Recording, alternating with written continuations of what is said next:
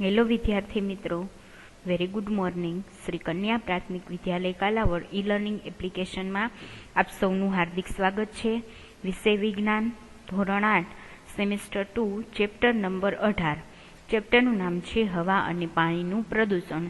વિદ્યાર્થી મિત્રો, આ ચેપ્ટર 18 છે એ આપણા સેમેસ્ટર 2નું લાસ્ટ યુનિટ છે. તો આ ચેપ્ટરની અંદર આપણે હવા અને પાણીનું પ્રદૂષણ છે કેવી રીતે થાય છે, કઈ કઈ વસ્તુના લીધે છે એ હવા અને પાણીની અંદર પ્રદૂષણ ફેલાય છે, તેને અટકાવવા માટે આપણે કયા કયા છે પગલાઓ લેવા જોઈએ અને કઈ કઈ બાબતોનું ધ્યાન છે રાખવું જોઈએ, એના વિશે આપણે વિસ્તૃત માહિતી આ ચેપ્ટરની અંદર મેળવીશું.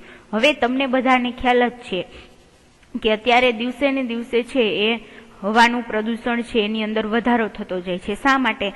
કારણ કે અત્યારે વાહનો છે એની સંખ્યા છે એ વધતી જાય, એના પરિણામે શું થાય તો કે હવાના અંદર પ્રદૂષણ છે એ ફેલાય. એવી રીતે મોટી બધી રિફાઇનરીઓ, કંપનીઓ, ફેક્ટરીઓ, કારખાના એ બધા શું કરે તો કે ગંદુ પાણી હોય બરાબર, એ બધું છે એ નદી, નાળા, તળાવ, સરોવરની અંદર છે એનો નિકાલ કરતા હોય કે જે કંપનીમાંથી અથવા તો ફેક્ટરીમાંથી નીકળતું હોય. જે કેવું હોય તો કે ઘણા બધા એની અંદર ઝેરી પદાર્થો હોય અને એ ગંદુ હોય, એ બધું પાણી એ લોકો નદી અથવા તો કોઈ પણ જગ્યાએ નિકાલ કરે, જેના લીધે પાણીનું પણ પ્રદૂષણ છે એ જોવા મળે છે. તમને બધાને ખ્યાલ જ છે કે ગંગા નદી છે એ કેવડી વિશાળ છે, એની અંદર પણ ઘણો બધો છે કચરો ઠાલવવામાં આવે છે, જેનાથી શું થઈ ગયું છે તો કે અત્યારે એનું પણ પાણી ગંદુ થઈ ગયું છે. ગવર્મેન્ટ છે એ ગંગા નદીના જે એક્શન પ્લાન છે એનું પ્રદૂષણ દૂર કરવા માટે એ અત્યારે હાથ ધરેલ છે. તો આવી તો ઘણી બધી બીજી નદીઓ છે એ પ્રદૂષિત થઈ ગયેલી છે કે જેનાથી આપણને કેવું અત્યારે જે પાણી મળે છે પ્રદૂષણયુક્ત પાણી આપણને મળે છે. એવી જ રીતે હવાની અંદર પણ વધતી જતી વાહનોની સંખ્યાને લીધે પેટ્રોલ અને ડીઝલનો જે ધુમાડો નીકળે એમાંથી કાર્બન ડાયોક્સાઇડ વાયુ છૂટો પડે, જેના લીધે શું થાય તો કે હવાની અંદર પ્રદૂષણ થાય અને એનાથી માણસની અંદર સ્વાસ્થ્ય સંબંધિત રોગો છે એ થતા જોવા મળે છે. રાઈટ. તો હવે આપણે ચેપ્ટરની શરૂઆત કરીએ.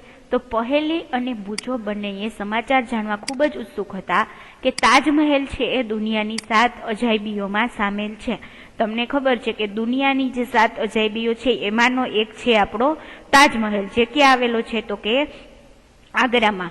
પરંતુ તેઓ એ જાણીને નિરાશ થયા કે આ સફેદ આરસના સ્મારક તાજની સુંદરતા તેની આજુબાજુના વિસ્તારમાં હવાના પ્રદૂષણને લીધે શું છે તો કે જોખમમાં છે. તાજમહેલ છે શેનો બનેલો છે તો કે સફેદ આરસના પથ્થરનો છે બનેલો છે, પરંતુ દિવસે ને દિવસે એની આજુબાજુના વિસ્તારમાં હવાનું પ્રદૂષણ ખૂબ જ વધી રહ્યું છે. એના લીધે તાજમહેલની જે સુંદરતા છે બરાબર એ જોખમમાં છે. હવા અને પાણીના પ્રદૂષણ સામે લડવા માટે કંઈક થઈ શકે કે નહીં તે જાણવા તે બંને આતુર હતા. પહેલી અને બુજો એ બંને જાણવા આતુર હતા કે હવા અને પાણીનું પ્રદૂષણ છે એ ન થાય બરાબર.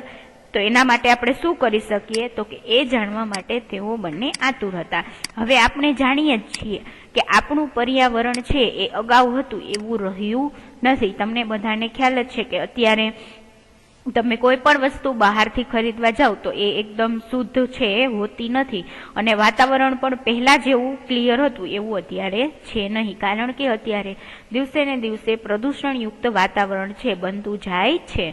આપણા વડીલો તેમના સમયમાં જોવા મળતા સ્વચ્છ પાણી અને તાજી હવાની વાતો કરતા જ હોય છે. તમને ખ્યાલ હશે, તમારા દાદા દાદી છે એ વાત કરતા હોય કે અમારા જમાનાની અંદર પાણી છે એકદમ શુદ્ધ હતું, હવા પણ ત્યારે કેવી હતી તો કે એકદમ શુદ્ધ હતી. જ્યારે અત્યારે છે હવા છે એકદમ કાર્બન ડાયોક્સાઇડ યુક્ત, પાણી છે એ બીજા બધા ઝેરી તત્વો યુક્ત આપણને મળતું હોય છે. સમાચારોમાં પણ નિયમિત રીતે પર્યાવરણની ઘટતી જતી ગુણવત્તાના અહેવાલ છે એ આવતા જ હોય છે. આપણે આપણી જિંદગીમાં પણ જાતે જ હવા તથા પાણીની ઘટતી જતી ગુણવત્તાનો અનુભવ કરીએ છીએ. ઉદાહરણ તરીકે શ્વાસના રોગથી પીડાતા લોકોની સંખ્યાની અંદર શું થઈ રહ્યો છે તો કે સતત ને સતત વધારો થઈ રહ્યો છે. શા માટે? કારણ કે હવા શુદ્ધ ન હોય, પરિણામે આપણે જે શ્વાસની ક્રિયા કરીએ એમાં જે હવા જાય કેવી હોય તો કે પ્રદૂષણયુક્ત. એનાથી ઘણી બધી સ્વાસ્થ્ય સંબંધિત બીમારીઓ થતી જોવા મળે છે. એ કલ્પના કરતા જ ધ્રુજારી છૂટી જાય છે કે શુદ્ધ હવા તથા પાણી સંપૂર્ણ રીતે ઉપલબ્ધ નહીં જ હોય. એક દિવસ એવો આવશે કે જ્યારે પાણી અને હવા છે એ બંને કેવા હશે તો કે એકદમ અશુદ્ધ હશે. અગાઉના ધોરણમાં તમે હવા તથા પાણીના મહત્વ વિશે શીખાઈ ગયા છો. ધોરણ 7ની અંદર, ધોરણ 6ની અંદર પણ તમારે ચેપ્ટર છે આવે જ છે કે પાણી છે એનો બચાવ કેવી રીતે કરવો જોઈએ, આપણે એના ઉપયોગો છે કેવી રીતે કરવા જોઈએ, ત્યારબાદ પાણીના શુદ્ધ પાણીના સ્ત્રોતો કયા છે, આ બધું તમે ધોરણ 6 અને 7ની અંદર ભણી જ ગયા છો. આ પ્રકરણમાં આપણે આજુબાજુ થતા નુકસાનકારક ફેરફારો તથા આપણા જીવન પર તેની અસરો છે એના વિશે ભણશું કે આપણી આજુબાજુ છે હવા અને પાણીનું જેટલું પ્રદૂષણ થાય છે એ કેવી રીતે થાય છે અને એને અટકાવવા આપણે કયા પગલાં લઈ શકીએ એના વિશે ચેપ્ટરની અંદર માહિતી મેળવીશું. તો શરૂઆત કરીએ. ટોપિક નંબર 18.1 હવાનું પ્રદૂષણ, એર પોલ્યુશન. હવે એર પોલ્યુશન છે એ શાના લીધે થાય છે એ આપણે જોઈએ તો કે ખોરાક વગર આપણે થોડો સમય ટકી શકીએ છીએ, પરંતુ હવા વિના આપણે થોડી મિનિટ પણ ટકી શકતા નથી. આ એક સત્ય છે. તમને ખ્યાલ જ છે કે એક દિવસ તમે ના જમો તો ચાલે, પરંતુ તમે એક પણ સેકન્ડ શ્વાસ લીધા વગર છે એ જીવી શકો નહીં. એટલે હવા વગર છે આપણે થોડી મિનિટ પણ ટકી શકતા નથી. આ સાદી વાસ્તવિકતા આપણને શુદ્ધ હવાનું આપણા માટેનું મહત્વ છે સમજાવે છે. તમને આગળ કીધું કે હવા વગર આપણે એક મિનિટ માટે પણ ટકી શકતા નથી, તો તમને ખ્યાલ હશે કે શુદ્ધ હવા છે એ આપણા જિંદગીની અંદર છે કેટલું મહત્વ છે એ ધરાવે છે. તમે જાણો છો કે હવા એ શું છે તો કે વાયુઓનું મિશ્રણ છે. આપણે જોયું હતું ધોરણ 6ની અંદર, તમે છે ભણી જ ગયા છો કે હવા છે એક વસ્તુની બનેલી નથી. શેની બનેલી છે તો કે અલગ અલગ પ્રકારના વાયુઓ છે એનું મિશ્રણ છે, જેની અંદર કાર્બન ડાયોક્સાઇડ, નાઇટ્રોજન, ઓક્સિજન, પાણીની વરાળ એ બધું છે એ આવેલું હોય છે. રાઈટ. તો આ મિશ્રણમાં કદના પ્રમાણમાં 78% નાઇટ્રોજન અને 21% ઓક્સિજન છે એ હોય છે. એટલે હવાની અંદર સૌથી વધુ કયો વાયુ હોય તો કે નાઇટ્રોજન, ત્યાર પછી ઓક્સિજન અને ખૂબ ઓછા પ્રમાણમાં carbon dioxide, argon, methane, ozone અને પાણીની વરાળ પણ રહેલા હોય છે. એટલે હવા છે એ એક વસ્તુની બનેલી નથી. શું છે તો કે હવા એક મિશ્રણ છે કે જેની અંદર અલગ અલગ વાયુઓ છે એ આવેલા હોય. સૌથી વધુ નાઇટ્રોજનનું પ્રમાણ છે હવાની અંદર રહેલું છે 78% અને ઓક્સિજન 21% છે. યાદ રાખવાનું, MCQની અંદર પૂછાઈ શકે. ત્યાર પછી આપણે જોઈએ પ્રવૃત્તિ નંબર 18.1 તો કે ધુમાડા કાઢતી ઈંટની ભઠ્ઠી પાસેથી નીકળતી વખતે તમે તમારા નાકને ઢાંક્યું હશે, અથવા તો ભીડભાડવાળા રસ્તા પરથી પસાર થતી વખતે ખાંસી તમે ખાધી હશે. જે તમને નીચે આકૃતિ 18.1ની અંદર બતાવેલું છે એ મુજબ તમે ટ્રાફિક એકદમ હોય રસ્તા ઉપર અને તમે જતા હોય તો ઘણી વખત તમને ખાંસી છે આવતી હોય. તમારા અનુભવને આધારે નીચે દર્શાવેલા સ્થળોની હવાની ગુણવત્તાની સરખામણી કરો કે બગીચો તથા વ્યસ્ત રસ્તો છે એની અંદર કેવી હવા હોય. રહેણાંકવાળો વિસ્તાર અને ઔદ્યોગિક વિસ્તાર. દિવસના જુદા જુદા સમયે વ્યસ્ત ટ્રાફિકની ચોક્કસ જગ્યાએ નોંધ લો. ઉદાહરણ તરીકે વહેલી સવારે, બપોરે અને સાંજે રસ્તા ઉપર જઈને જોવાનું કે હવા છે એ કેવી છે. ત્યારબાદ તમારે ગામડા અને શહેરની અંદર પણ હવા છે એ તમને શુદ્ધ મળે કે અશુદ્ધ એનું તમારે શું કરવાનું તો કે અવલોકન છે એ કરવાનું છે. તો તમે છે એ જોશો બરાબર કે બગીચાની હવા શુદ્ધ અને શ્વાસ લેવામાં ખૂબ આરામદાયક લાગશે. તમે બગીચાની અંદર જાશો તો ત્યાંની હવા કેવી હશે તો કે શુદ્ધ હશે અને કેવી હશે તો કે એકદમ સ્વચ્છ લાગશે અને તમને ત્યાં એકદમ સારું એટલે કે આરામદાયક છે ફીલ થશે. જ્યારે રસ્તાની હવા કેવી હશે તો કે ઓછી ગુણવત્તા ધરાવતી હશે. વ્યસ્ત રસ્તાની અંદર શું હશે તો કે ટ્રાફિક છે એ હશે. રાઈટ. એના લીધે શું થાય, વાહનોની સંખ્યા વધારે હોય તો ધુમાડો પણ વધારે નીકળે. એના લીધે આપણને હવા છે કેવી તો કે ઓછી ગુણવત્તાવાળી મળે. રહેણાંકવાળો વિસ્તાર હશે અથવા તો ઔદ્યોગિક વિસ્તાર હશે, ત્યાં તમે જાશો તો તમને ધુમાડાયુક્ત અને રચકણવાળી હવા છે એ મળશે.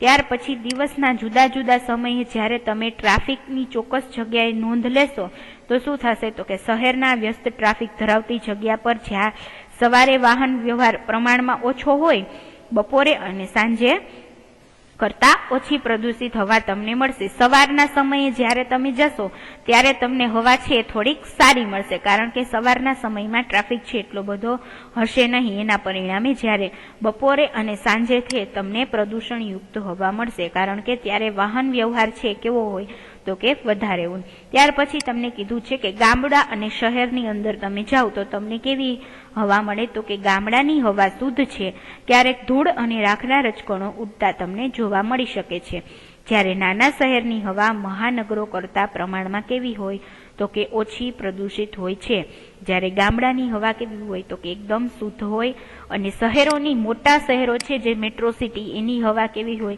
તો કે પ્રદૂષણ યુક્ત હોય છે। તો આ પ્રવૃત્તિ ઉપરથી આપણે કહી શકીએ કે વનસ્પતિઓ છે એ પ્રદૂષણ ઓછું કરવા માટે ઉપયોગી છે। વધારે માનવ વસ્તી તેમજ વધુ વાહન વ્યવહાર અને ઔદ્યોગિક સંકુલો ધરાવતા વિસ્તારોમાં હવાની ગુણવત્તા કેવી હોય, તો કે નીચલી કક્ષાની હોય છે। એટલે મેટ્રો સિટીની અંદર વાહનોની સંખ્યા અને વસ્તી વધારે હોય એના લીધે શહેરની અંદર શું થાય, તો કે હવા છે એ ઓછી ગુણવત્તાયુક્ત તમને પ્રાપ્ત થાય છે। હવે ઉપરની પ્રવૃત્તિમાં તમારું એક અવલોકન વાતાવરણમાં જોવા મળતા ધુમાડાના પ્રમાણના ફેરફાર વિશેનું હતું। તો તમે જાણો છો કે ધુમાડો ક્યાંથી આવ્યો હશે, તો કે વાહનોની અંદરથી। એવી જ રીતે મોટી મોટી જે ફેક્ટરીઓ છે એ પણ શું કરતી હોય, તો કે ધુમાડો છે એ વાતાવરણની અંદર છોડતી હોય। તો આવા પદાર્થોનો વાતાવરણમાં ઉમેરો થવાથી તેમાં શું થાય, પરિવર્તન આવે છે। જ્યારે હવા આવા અનિચ્છનીય પ્રદૂષોથી દૂષિત થાય છે અને સજીવ તથા નિર્જીવ બંને પર નુકસાનકારક અસર કરે ત્યારે તેને શું કહેવાય, તો કે હવાનું પ્રદૂષણ કહેવામાં આવે છે। ડેફિનેશન છે એ યાદ રાખવાની છે। ત્યાર પછી આપણે નેક્સ્ટ ટોપિક જોઈ લઈએ 18.2, તો કે હવા કઈ રીતે છે એ પ્રદૂષિત થાય છે। આપણે જોયું કે હવાના પ્રદૂષણ છે શાના લીધે થાય, હવે આપણે જોશું કે હવા છે એ શાના લીધે કેવી રીતે છે એ પ્રદૂષિત થાય છે। તો કે જે પદાર્થો હવાને પ્રદૂષિત કરે છે એને શું કહેવાય, વાયુ પ્રદૂષકો એટલે કે એર પોલ્યુટન્ટ્સ કહેવામાં આવે છે। ડેફિનેશન 1 માર્ક્સમાં યાદ રાખવાની। કેટલીક વાર આવા પદાર્થો કુદરતી સ્ત્રોતમાંથી જેવા કે જંગલની આગ કે જ્વાળામુખીના ફાટવાથી પણ આવે છે। જંગલની અંદર આગ લાગે તો શું થાય, તો કે જે સૂકા પર્ણ છે, ડાળીઓ છે, એ બધું શું થાય, સળગે, જેના લીધે શું થાય, હવાની અંદર કાર્બન ડાયોક્સાઇડ વાયુ છે એ ભળે અને એના લીધે હવાનું પ્રદૂષણ થાય। એવી રીતે જ્વાળામુખીના ફાટવાથી પણ હવાની અંદર પ્રદૂષણ થાય। અમુક માનવ પ્રવૃત્તિઓ દ્વારા પણ વાતાવરણમાં પ્રદૂષકો ઉમેરાય છે। વાયુ પ્રદૂષકોના સ્ત્રોતમાં કારખાના, વિદ્યુત મથકો, વાહનોના ધુમાડા અને બળતણના લાકડા તથા છાણાના દહનનો સમાવેશ થાય છે। નીચે તમને આકૃતિ 18.2 ની અંદર તમે જોઈ શકો છો કે કારખાનામાંથી નીકળતા ધુમાડા શું કરે, તો કે હવાનું છે પ્રદૂષણ ફેલાવે છે। એમાંથી મોટી સંખ્યામાં શું થાય, તો કે ઝેરી પદાર્થો છે એ વાતાવરણની અંદર ભળે અને હવાને પ્રદૂષિત કરે છે। ક્લિયર। ત્યાર પછી આપણે નેક્સ્ટ પ્રવૃત્તિ જોઈએ 18.2 એની અંદર શું કરવાનું, તો કે તમે સમાચાર પત્રમાં વાંચ્યું હશે કે દિન પ્રતિદિન બાળકોમાં શ્વાસના રોગોનું પ્રમાણ વધી રહ્યું છે। તો તમારા અડસ પડોશના ઘરોમાં તથા મિત્રોમાં કેટલા બાળકો સ્વાસ્થ્ય સંબંધિત મુશ્કેલીઓથી પીડાય છે તેનો એક સર્વે હાથ ધરો। એમાં જોવાનું કે કયા આપણી આજુબાજુના એરિયામાં કેટલા બાળકો અથવા તો યુવકો છે એ સ્વાસ્થ્ય સંબંધિત રોગોથી છે એ ઘેરાય છે, એનો તમારે શું કરવાનું, તો કે સર્વે કરવાનો છે। તો તમને જોવા મળશે કે નાની વયના બાળકોમાં રોગ પ્રતિકારક શક્તિ કેવી હોય, ઓછી હોય, અને હવાના પ્રદૂષણના લીધે તેમને ઉધરસ, અસ્થમાની તકલીફો વધારે પ્રમાણમાં શું, તો કે જોવા મળે છે। હવાના પ્રદૂષણથી શ્વાસની ઘણી બધી સમસ્યાઓ સર્જાય છે। તો ચાલો પ્રદૂષિત હવામાં રહેલા પદાર્થો કે પ્રદૂષકોને શોધી કાઢીએ। શું તમે નોંધ્યું છે કે આપણા શહેરોમાં વાહનોની સંખ્યા કેટલી ઝડપે વધી રહી છે? દિવસે દિવસે વસ્તી વધારો થવાના લીધે શું થાય, તો કે વાહનોની સંખ્યાની અંદર પણ વધારો થાય, એના લીધે હવાનું પ્રદૂષણ ફેલાય છે। વાહનો ખૂબ ઊંચી માત્રામાં પ્રદૂષકો જેવા કે carbon monoxide, carbon dioxide, nitrogen oxide અને ધુમાડો છે ઉત્પન્ન કરે છે, જે તમે નીચે આકૃતિ 18.3 જોઈ શકો છો। વાહનોના લીધે થતું હવાનું પ્રદૂષણ। પેટ્રોલ અને ડીઝલ જેવા બળતણના અપૂર્ણ દહન થવાથી શું થાય, તો કે કાર્બન મોનોક્સાઇડ એટલે કે CO વાયુ ઉત્પન્ન થાય છે। એ કેવો છે, તો કે ખૂબ ઝેરી છે અને તે રુધિરની ઓક્સિજન વહન કરવાની ક્ષમતાને શું કરે, તો કે ઘટાડે છે। આપણે આગળ પણ જોઈ ગયા કે વાહનોના ધુમાડાની અંદર કાર્બન ડાયોક્સાઇડ વાયુ, કાર્બન મોનોક્સાઇડ વાયુ છે ઉત્પન્ન થાય, એ કેવા છે, તો કે એકદમ ઝેરી વાયુ છે અને એના લીધે શું થાય, હવાનું પ્રદૂષણ છે એ તમને થતું જોવા મળે છે। નીચે જોઈએ તો કે શું તમે જાણો છો દિલ્હીમાં નોંધણી થયેલા વાહનોની જો એકની પાછળ એક લાઈન કરવામાં આવે તો તેની લંબાઈ વિશ્વની સૌથી લાંબી બે નદીઓ નાઇલ અને એમેઝોનની કુલ લંબાઈ જેટલી જ અંદાજિત થાય. હવે તમને ખ્યાલ હોય તો દિલ્હી છે એનો સમાવેશ મેટ્રો સિટીની અંદર થાય છે, રાઈટ.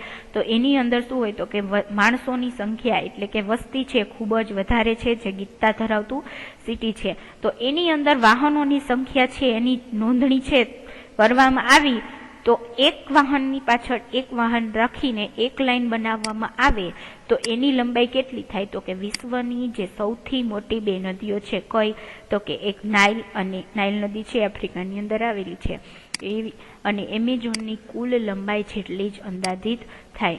એટલે કે નાઇલ અને એમેઝોનની જે નદીઓ છે સૌથી લાંબી નદીઓ છે વિશ્વની એની લંબાઈ જેટલી શું થશે તો કે દિલ્હીના વાહનોની સંખ્યા છે એ છે. તો તમને ખ્યાલ આવી જાય કે આટલા બધા વાહનો છે એ એકસાથે પેટ્રોલ અને ડીઝલના ઉપયોગથી ચાલે તો કેટલો બધો carbon dioxide, monoxide, nitrogen oxide વાયુ છે વાતાવરણની અંદર ભળે અને શું થાય તો કે હવા છે એને પ્રદૂષિત કરે છે. હવે બુજોને ખાસ કરીને શિયાળા દરમિયાન વાતાવરણમાં કોઈ ધૂંધળું ગાઢ સ્તર જોયાનું યાદ છે જેને શું તો કે ધુમ્મસ એટલે કે સ્મોગ કહે છે, જે ધુમાડા તથા ઝાકળનું બનેલું હોય છે. ધુમાડામાં નાઇટ્રોજનના ઓક્સાઇડ હોઈ શકે છે જે અન્ય વાયુ પ્રદૂષકો તથા ઝાકળ સાથે જોડાઈને શું બનાવે તો કે ધુમ્મસ બનાવે છે. ધુમ્મસને લીધે શ્વાસની તકલીફો જેવી કે અસ્થમા, ઉધરસ તથા બાળકોમાં વીઝિંગ એટલે કે શ્વાસ મારફતે હવા અંદર બહાર જાય ત્યારે અવાજ ઉત્પન્ન થવાની તકલીફો છે થાય છે. ત્યાર પછી ઘણા ઉદ્યોગો પણ હવાના પ્રદૂષણ માટે જવાબદાર છે. સલ્ફર ડાયોક્સાઇડ એટલે કે SO2 અને નાઇટ્રોજન ડાયોક્સાઇડ NO2 જેવા વાયુ પ્રદૂષકોના મુખ્ય સ્ત્રોત પેટ્રોલિયમ રિફાઇનરીઓ હોય છે કે જેમાંથી આવા ઝેરી તત્વો છે, ઝેરી વાયુઓ ઉત્પન્ન થાય છે.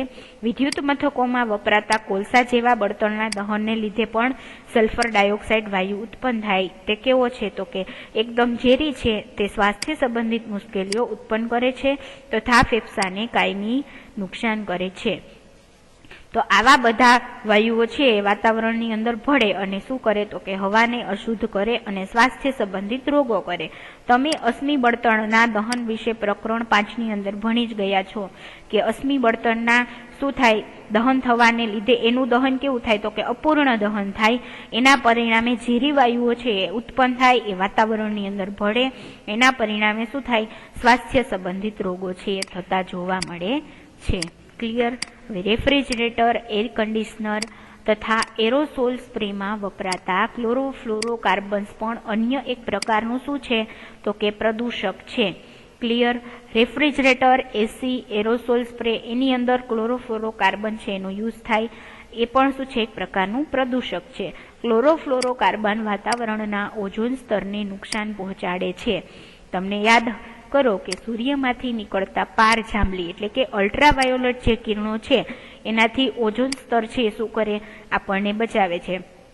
સૂર્યમાંથી જે પાર જાંબલી એટલે કે અલ્ટ્રાવાયોલેટ રેસ છે નીકળે જે શું કરે તો કે આપણને કેન્સર પણ કરી શકે છે. એનાથી બચાવવા માટે વાતાવરણની અંદર કયા વાયુનું સ્તર હોય તો કે ઓઝોનનું સ્તર છે આવેલું છે. પરંતુ અત્યારે દિવસે ને દિવસે વધતા જતા પ્રદૂષણના લીધે શું થાય છે તો કે ઓઝોન સ્તરની અંદર ગાબડા પડે છે જેના લીધે વાયુનું પ્રદૂષણ છે થતું જોવા મળે અને ડાયરેક્ટ જે અલ્ટ્રાવાયોલેટ રેઝ છે શું થાય તો કે આપણા શરીરના કોન્ટેક્ટમાં આવેલી જેના લીધે આપણને કેન્સર થવાની અને બીજા ઘણા બધા રોગો થવાની શક્યતા રહે છે. હવે ક્લોરોફ્લોરોકાર્બનના લીધે વાતાવરણના ઓઝોન સ્તરને નુકસાન પહોંચે છે. શું તમે ઓઝોન છિદ્ર વિશે સાંભળ્યું છે તો કે હા, ઓઝોન સ્તરની અંદર શું થયું છે તો કે વાતાવરણમાં પ્રદૂષણના લીધે ઓઝોનના સ્તરની અંદર ગાબડા છે પડી રહ્યા છે જેના લીધે જે ખરાબ અલ્ટ્રાવાયોલેટ રેઝ છે એ આપણા સુધી ડાયરેક્ટ છે પહોંચે અને એના લીધે આપણને સ્કિન કેન્સર થવાની શક્યતા રહે છે. તે વિશે જાણવાની કોશિશ કરો. સારી વાત એ છે કે હવે ક્લોરોફ્લોરોકાર્બનને બદલે ઓછા નુકસાનકારક પદાર્થો છે એ આવા બધા ઉપકરણોની અંદર છે વાપરવામાં આવે છે. ઉપર દર્શાવેલા વાયુઓ ઉપરાંત ડીઝલ અને પેટ્રોલને બળતણ તરીકે વાપરતા વાહનો પણ સૂક્ષ્મ કણો ઉત્પન્ન કરે છે જે હવામાં લાંબા સમય સુધી નિલંબિત એટલે કે જળવાયેલા રહે છે જે તમને આકૃતિ 18.3 ની અંદર બતાવવામાં આવેલા છે, તેઓ દ્રશ્યતા ઘટાડે છે. જ્યારે તે શ્વાસમાં જાય છે ત્યારે રોગ પેદા કરે છે. સ્ટીલની બનાવટમાં તથા ખાણ ઉદ્યોગમાં પણ આવા કણો ઉત્પન્ન થાય છે. વિદ્યુત મથકો રાખના સૂક્ષ્મ કણો પેદા કરે છે, જે શું તો કે વાતાવરણને પ્રદૂષિત કરે છે. ક્લિયર? હવે તમને પ્રવૃત્તિ 18.3 છે આપેલી છે, એની અંદર શું કરવાનું તો કે ઉપર દર્શાવેલા પ્રદૂષકોનો ઉપયોગ કરીને કોષ્ટક બનાવો. નીચેના કોષ્ટકમાં તમે વધુ માહિતી પણ ઉમેરી શકો છો.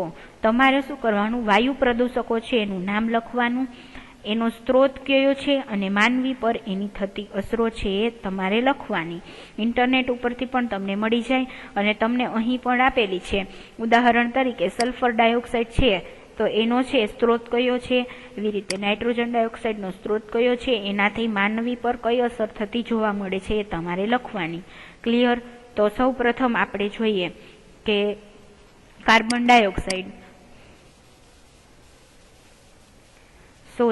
કાર્બન મોનોક્સાઇડ એટલે કે CO એ શેમાંથી ઉત્પન્ન થાય તો કે વાહનોના ધુમાડામાંથી છે કાર્બન ડાયોક્સાઇડ ઉત્પન્ન થાય છે. એનાથી શું થાય, કાર્બન મોનોક્સાઇડ તો કે એનાથી રુધિરમાં O2ની વહન ક્ષમતા ઘટે. પરિણામે શું થાય તો કે વિષકારી અસર છે બોડીની અંદર ઉત્પન્ન થાય છે. આપણે આગળ જ જોઈ ગયા હમણાં કે કાર્બન મોનોક્સાઇડ શેમાંથી ઉત્પન્ન થાય, એનો સ્ત્રોત કયો છે તો કે વાહનોના ધુમાડામાંથી, ધૂમ્રપાનમાંથી અને કોલસા બળતણને આપણે એમાંથી કાર્બન મોનોક્સાઇડ વાયુ ઉત્પન્ન થાય અને એના લીધે છે રુધિરમાં O2ની વહન ક્ષમતા ઘટે. એના પરિણામે વિષકારી અસર છે બોડીની અંદર ઉત્પન્ન થાય છે. રાઈટ? એવી રીતે તમારે બધા જે carbon monoxide, ammonia, sulphur dioxide, hydrogen cyanide, nitrogen oxide, તરતા રજકણ, હાઇડ્રોકાર્બન્સ, એ બધા છે એના સ્ત્રોત તમારે ગોતવાના કે એ કયા શેમાંથી ઉત્પન્ન થાય છે અને એની માનવ જીવન પર કઈ કઈ પ્રકારની અસરો છે એ તમારે આ પ્રવૃત્તિની અંદર કરવાની છે. અત્યારે ઘરે છો તો ઇન્ટરનેટનો ઉપયોગ કરીને તમે આ પ્રવૃત્તિ છે એ કરી શકો છો. એક ઉદાહરણ મેં તમને કરાવી દીધું છે. ક્લિયર? ત્યાર પછી આપણે નેક્સ્ટ ટોપિક જોઈએ 18.3 તાજમહેલ કેસ સ્ટડી. આપણે જોયું કે તાજમહેલ છે એ આપણી 7 અજાયબીઓ છે એમાંનો એક છે. તો એની અંદર દિવસે ને દિવસે એની જે ચમક છે કેવી થતી જાય તો કે ઘટતી જાય છે. છેલ્લા 2 દાયકાથી ભારતમાં પ્રવાસીઓનું મુખ્ય આકર્ષણ એવો ખૂબ પ્રખ્યાત આગ્રામાં આવેલો તાજમહેલ ચિંતાનો વિષય બન્યો છે, કારણ કે એની જે ચમક છે એની અંદર દિવસે ને દિવસે ઘટાડો થતો જાય છે. નિષ્ણાંતોએ તો ચેતવણી આપી છે કે હવામાં રહેલા પ્રદૂષકો તેના સફેદ આરસની જે ચમક છે એને શું કરી રહ્યા છે, ઝાંખી કરી રહ્યા છે.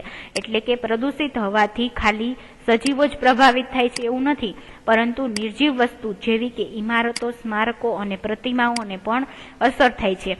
વાયુના પ્રદૂષણને લીધે શું થાય તો કે તાજમહેલની અંદર જે આરસ પહાડનો ઉપયોગ થયેલો છે એની જે ચમક છે એ શું થાય તો કે ઘટતી જાય છે. આગ્રા અને તેની આસપાસ આવેલા ઉદ્યોગો કે રબર પ્રોસેસિંગ, વાહન ઉદ્યોગ, રસાયણો અને ખાસ કરીને Mathura oil refinery sulphur dioxide અને નાઇટ્રોજન ઓક્સાઇડ ઉત્પન્ન કરવા માટે છે જવાબદાર છે. આગ્રાની અંદર ઘણી બધી આવી અલગ અલગ પ્રકારની ફેક્ટરીઓ આવેલી છે, જેના લીધે શું થાય છે તો કે વાતાવરણની અંદર ખરાબ પ્રદૂષણયુક્ત વાયુઓ છે એ ભળે છે અને તાજમહેલની ચમકની અંદર ઘટાડો કરે છે. વાતાવરણમાં રહેલી પાણીની વરાળ સાથે આ વાયુઓ પ્રક્રિયા કરીને સલ્ફ્યુરિક એસિડ એટલે કે H2SO4 તથા નાઇટ્રિક એસિડ બનાવે છે અને આ એસિડ વરસાદ સાથે નીચે પડીને વરસાદને એસિડિક બનાવે, જેને આપણે એસિડ વર્ષા છે કહીએ છીએ. તમને ખ્યાલ જ હશે એસિડ વર્ષા છે કેટલી ભયંકર છે. એસિડ વર્ષા ને લીધે શું થાય તો કે સ્મારકનો આરસ છે ખવાઈ જાય, કારણ કે એ વાતાવરણની અંદર આ બધા વાયુઓ છે પાણીની વરાળ સાથે ભળે અને એ વરસાદની અંદર નીચે પડે. આપણે એને શું કહીએ છીએ તો કે એસિડ વર્ષા કહીએ છીએ. એટલે એ વરસાદની અંદર શું હશે તો કે એસિડ હશે. એસિડ પડવાને લીધે સ્મારકોની અંદર જે આરસ પહાડનો ઉપયોગ થયેલો હશે એ શું થાય તો કે ખવાતા જાય. આ ઘટનાને આરસનું કેન્સર પણ કહે છે. ખાસ યાદ રાખવાનું, ઘટનાને શું કહે તો કે આરસનું કેન્સર કહે છે. નિલંબિત એટલે કે સ્થગિત કણો જેવા કે મથુરા ઓઇલ રિફાઇનરી દ્વારા ઉત્સર્જિત થયેલા સૂક્ષ્મ કણો એ આરસને પીળો પાડવામાં ફાળો છે એ આપ્યો છે. આગ્રાની અંદર જે મથુરા ઓઇલ રિફાઇનરી છે એમાંથી જે ખરાબ કણો ઉત્પન્ન થાય છે, બરાબર, એ આરસને પીળો કલર છે એ આપવામાં મહત્વનો ફાળો છે ભજવે છે, જેના લીધે તાજમહેલની ચમક છે એ દિવસે ને દિવસે ઘટતી જાય છે. તાજને બચાવવાના બહુવિધ પગલાં સુપ્રીમ કોર્ટે લીધા છે. તેમણે ઉદ્યોગોમાં સ્વચ્છ બળતણ જેવા કે સીએનજી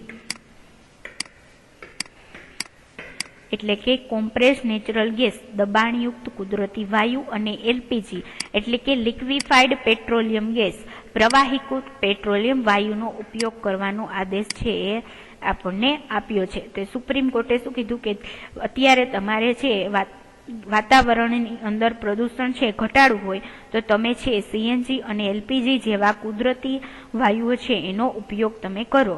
વધુમાં વાહન વ્યવહારમાં પણ સીસા રહિત પેટ્રોલ વાપરવાની સલાહ છે એ આપવામાં આવી છે. વાહનની અંદર પણ અત્યારે છે સીએનજી ગેસ છે એનો ઉપયોગ કરવામાં આવે છે, જેના લીધે શું થાય તો કે ખૂબ ઓછા પ્રમાણમાં છે વાયુઓ, પ્રદૂષણયુક્ત વાયુઓ એમાંથી મુક્ત થાય અને વાતાવરણની અંદર પ્રદૂષણની અંદર ઘટાડો થાય. તમારા વડીલો સાથે ચર્ચા કરીને જાણો કે 20 થી 30 વર્ષ પહેલા તાજમહેલની હાલત વિશે તેમનું શું કહેવું છે.